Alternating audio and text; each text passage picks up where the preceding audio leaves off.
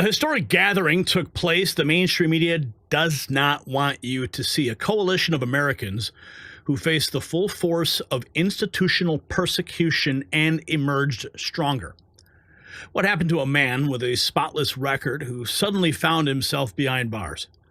Why was his Italian-born wife smeared across every major network as a foreign spy? What career-ending consequence did one mother face simply for speaking at a school board meeting? And most shockingly, what criminal investigation is now underway at a school district after one parent refused to back down? Now, these aren't isolated incidents, but part of a pattern.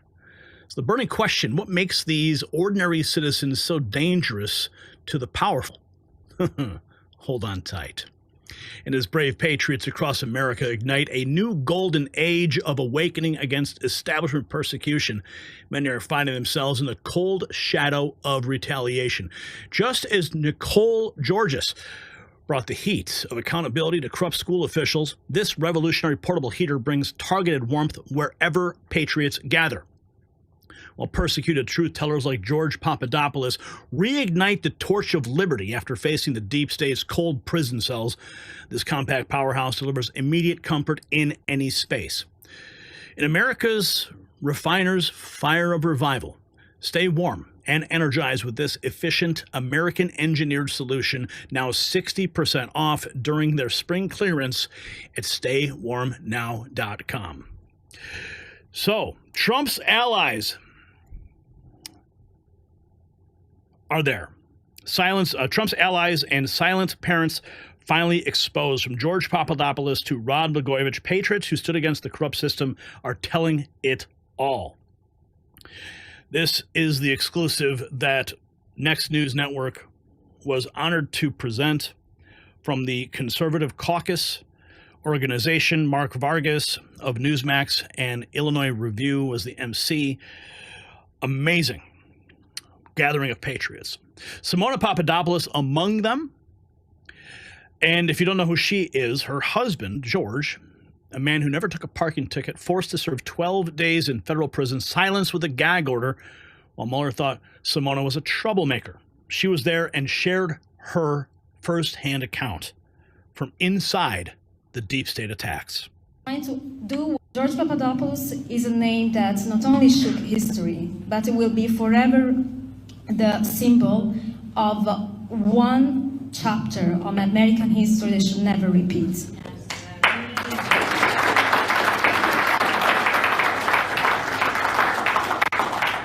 And I'm very proud to be his wife.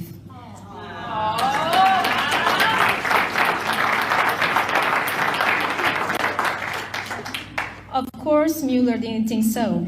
He thought I was a troublemaker, far too vocal, talking the truth, doing my news round, trying to do what I used to do for my study, a lawyer, advocating for justice. And here I am, trying to defend my honor, but my husband's truth, which at the time he couldn't defend himself because it was under a gag order.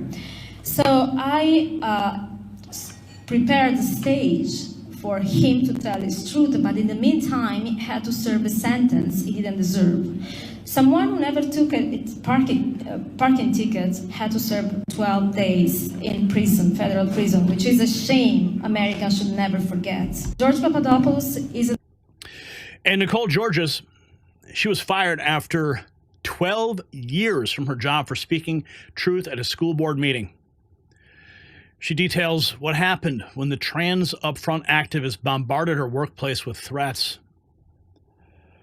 She's the mother whose daughter was forced to change in a locker room in front of an individual who believed that they were a female.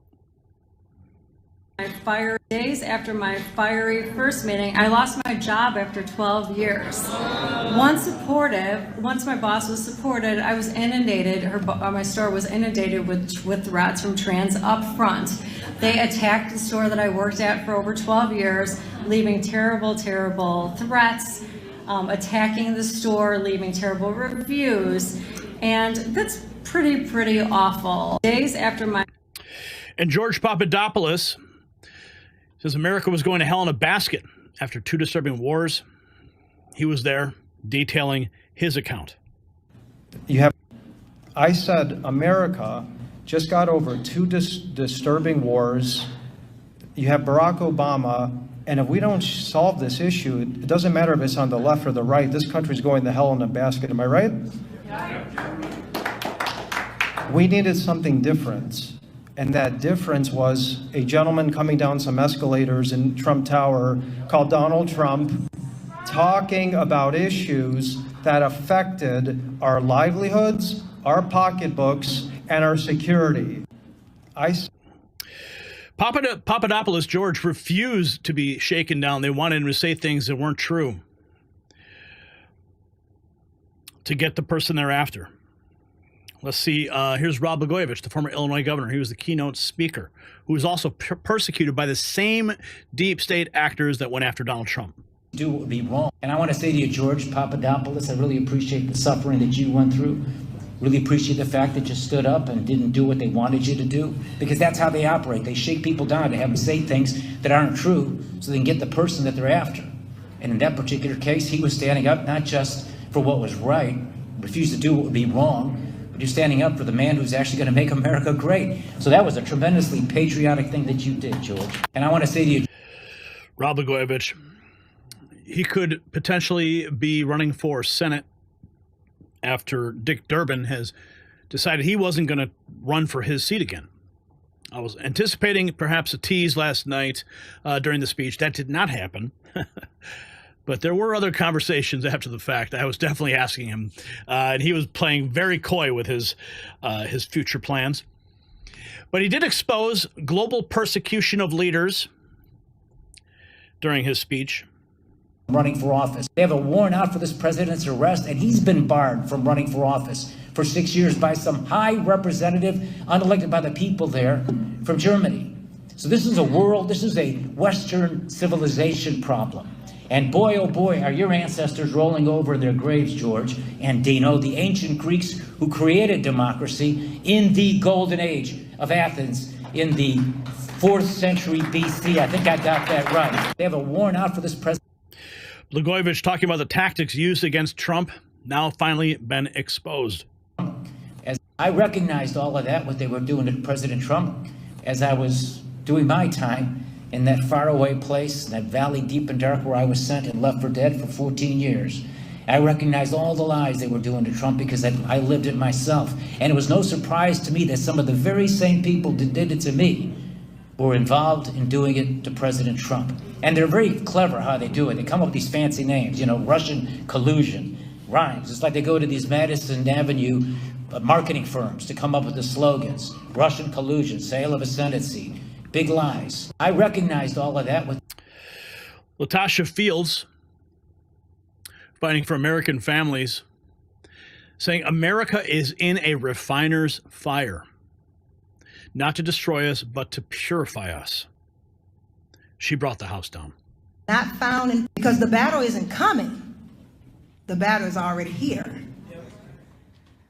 The strongest understanding of America's golden age is not found in politics or man-made strength or ingenuity, but is in the unshakable foundation of the divine family. Like the refining of gold, building a righteous nation requires pressure, fire, and perseverance. Gold is not found on the surface. It is mined from the deep, dark places. This refiner's fire that God has allowed America to encounter, it is not to destroy us, but to prepare us, to purify us, to bring us forth as a nation, as a church that can offer an acceptable sacrifice to the Lord. We must recognize the trials of our time. Sometimes we like to fight against what's happening, but we got to recognize it. Not as setbacks, but as refining fire. And this is where we are today, being tried, being tested, our parental rights, our pulpits, our children, our voices, all were placed in the fire. Because She also asked about our children. Who owns them? It's not policy or curriculum, but a spiritual battleground about ownership. So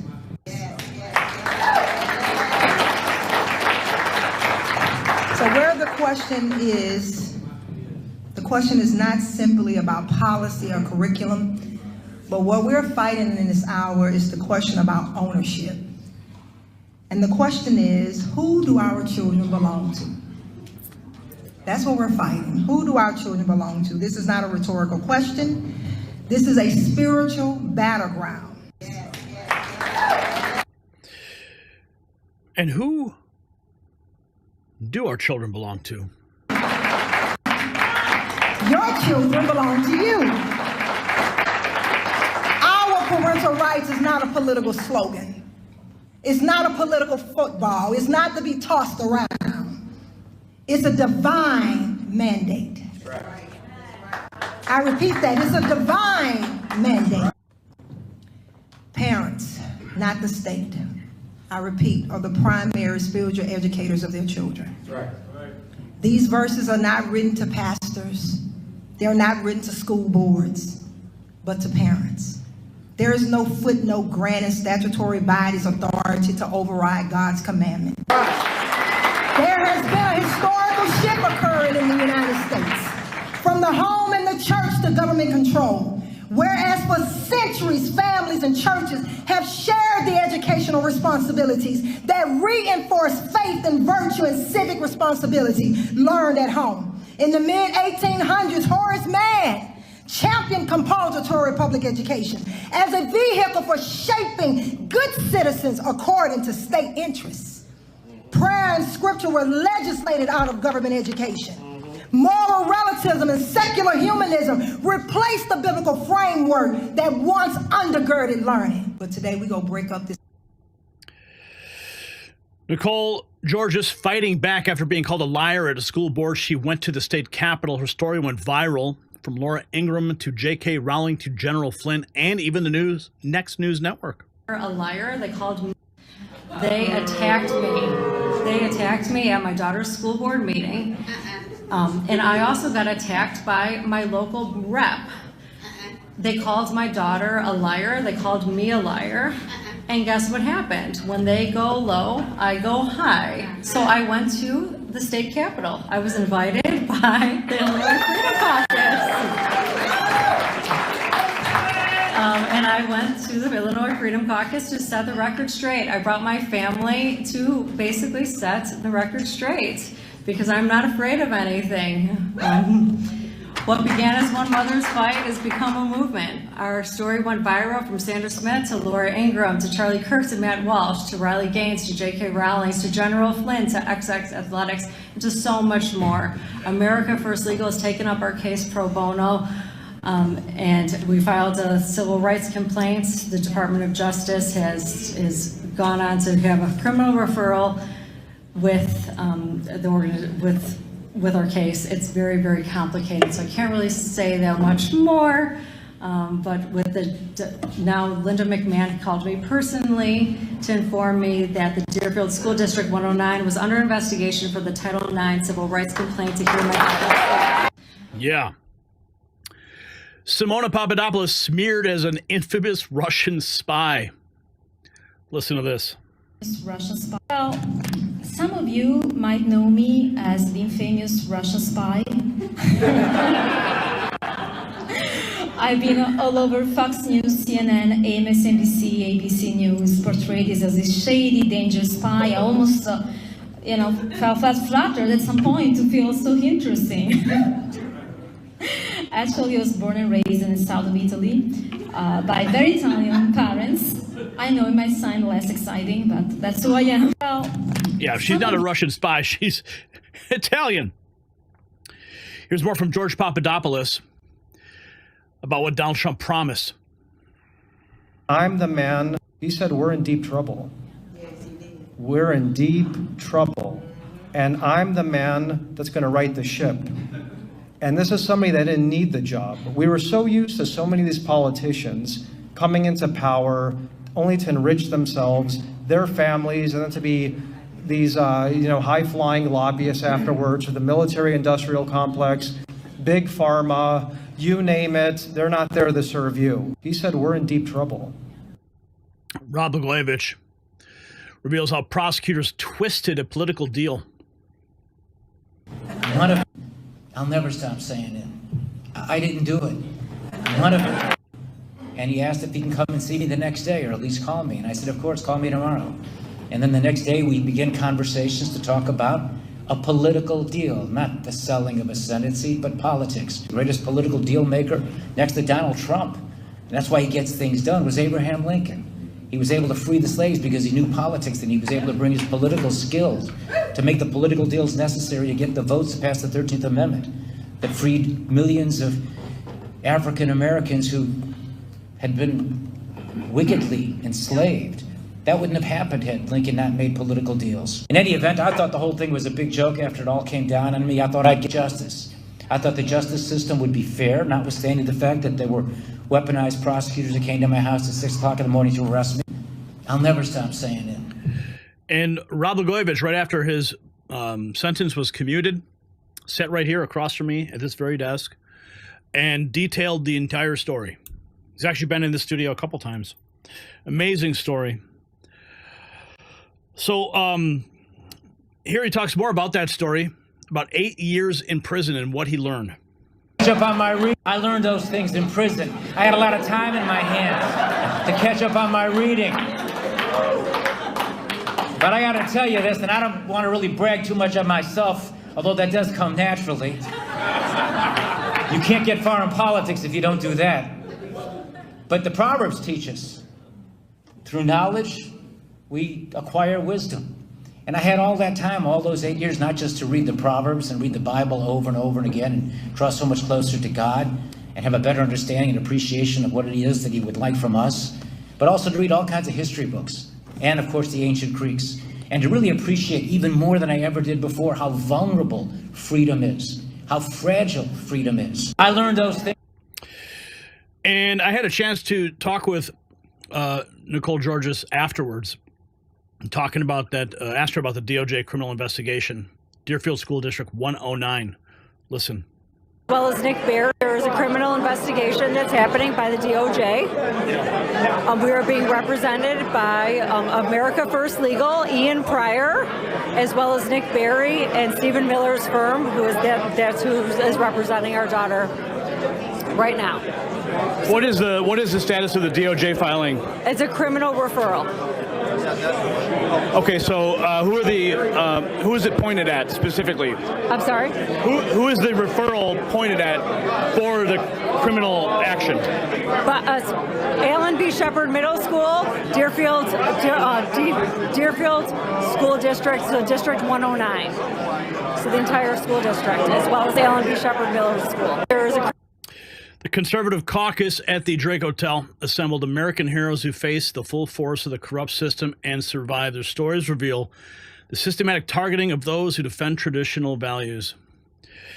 And you can check out the full thread. We got the full stream so far, 1,300 views. It was about 2 hours.